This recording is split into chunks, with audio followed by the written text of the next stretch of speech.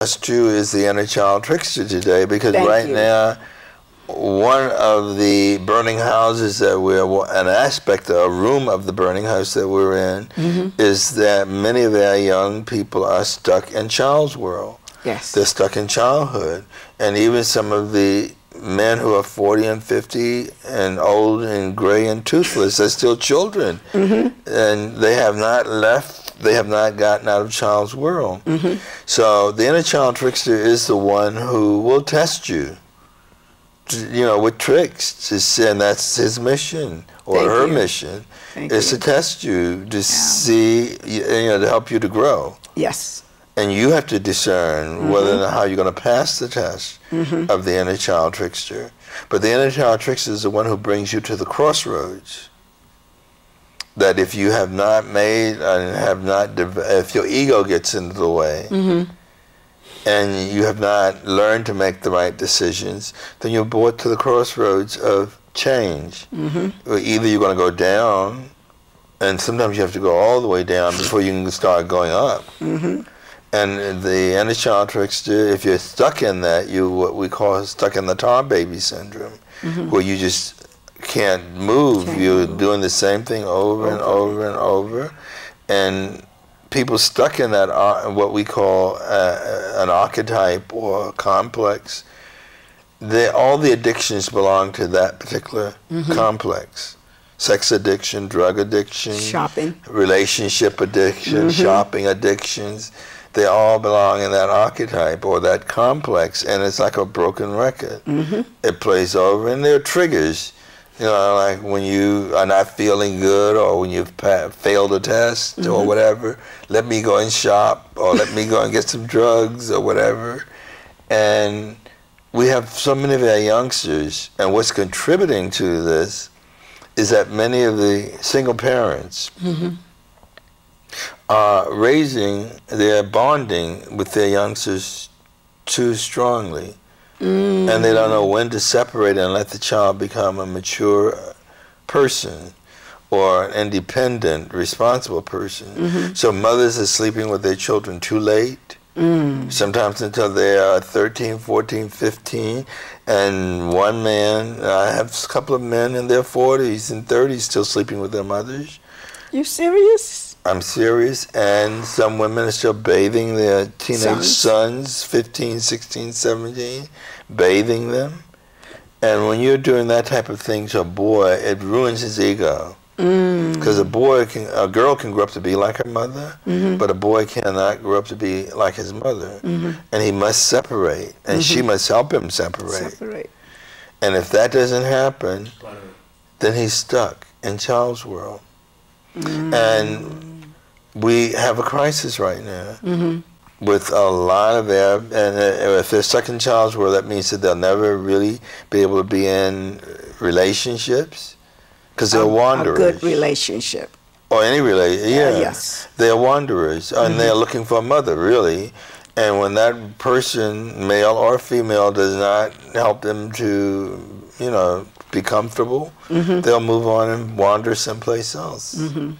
So, and the Greeks, the ancient Greeks call them the puer, or the puer eternus, or eternal children, because they can become dangerous. That archetype that's being stuck in that can become dangerous, because it leads you down into the graveyard, really, or into jail. Because all of those institutions known as mothering institutions, you know, the college, some students go to college and they never finish because they're stuck, they are looking for the alma mater. All schools are called alma mater, great mother.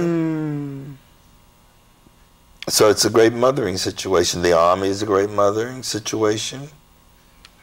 The jail is a great mothering situation because they're very structured. They keep you nurtured and when to eat, when to walk, when to dress. Wow. I never thought of that. Yeah. So we have so many young people stuck in that archetype that we must really pay attention and try to do something about getting them out. But then also there is, so that we give Alexander a chance to talk, there are other types of children coming into the world at this time, yes. what are called crystals and indigos, who are very, very intelligent children, and they're even young adults because they started coming some time ago. Mm-hmm. But until we develop the institutions to help them develop, then many times they go astray. Yes. And I've had a couple of them who felt they were... As a result, heart disease rose from an obscure illness to become our #1 killer. Cancer, diabetes, and other little-known diseases became household names. We became the fattest nation on the planet, and we turned eating into the most popular form of unassisted suicide. Today, the majority of school children already have signs of heart disease, and many are now taking cholesterol-lowering drugs. And 85% of adults suffer from hardening of the arteries, and half of the entire population will die prematurely due to heart disease. And over 40% of the population will develop a life-threatening cancer. We've become a nation of walking wounded because of our diet. What Americans consider to be a healthy diet today is like a train wreck to the body. By age 65, we stuff over 50 tons of food down our throats, enough to fill 6 of these garbage trucks. In those quantities, the type of food you eat can devastate your body. Take a look at this staggering list of just some of the health disorders and diseases that are linked to our current eating habit.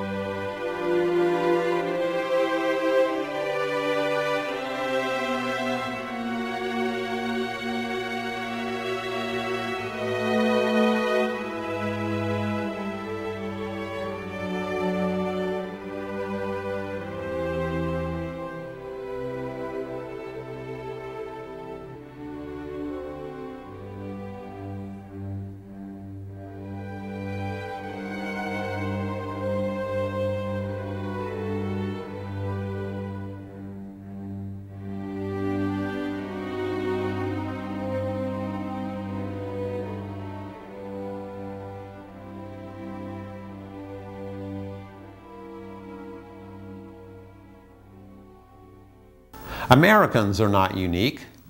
When people in other parts of the world abandon their traditional plant-based diets and start eating like Americans, they start dying like Americans. The pattern is not only obvious, but totally predictable. No matter where you look, when people adopt animal-based diets, heart disease and cancer suddenly become their biggest killers. This is now happening throughout the world in countries like Japan and China, where they're replacing rice and vegetables with meat and dairy products. And American eating diseases are spreading like wildfire. The one thing an animal-based diet does best is kill people. It does this by clogging arteries and restricting the flow of blood and oxygen throughout the body.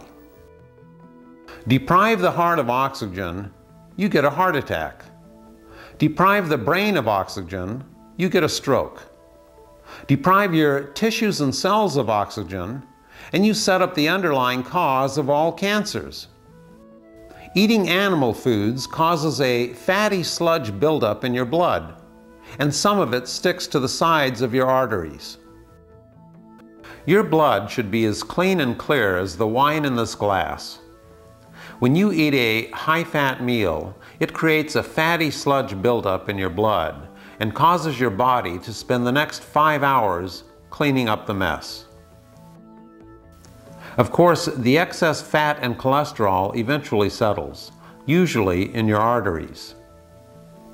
This picture shows how fat and cholesterol build up in the arteries and restrict the flow of blood.